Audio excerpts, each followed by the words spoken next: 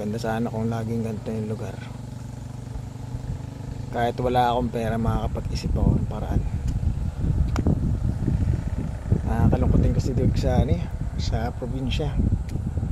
Lahat ng pinag-aralan mo baliwala dito dahil iba dito ang kalakaran. Iba rito ang hinahanap. Kadamitan hindi dito obra yung mga matalino, marami kang alam. Obra dito talaga mano-mano, physical. Minalas-malas tayo, dami ko na injury sa katawan. Yung dating kaya kong bumuwat ng isang sakong bigas, hindi na kaya. Bali na tong kanan ko eh. Kaya ang hirap. Lahat ng skills, talent, abilidad alam ko, hindi rito hindi man eh. Kaya ending, wala akong choice kundi mag-fasting.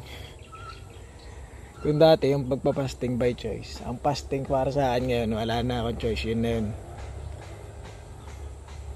Kaya kung meron mong maganda pag wala kang trabaho, makapag-isip ka. Yun nga lang, magugutom ka talaga.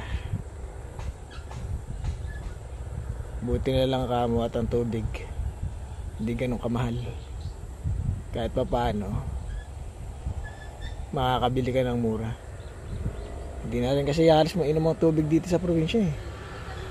May lasang ano na eh, lasang kalawang eh. Wala nang libre sa mundo.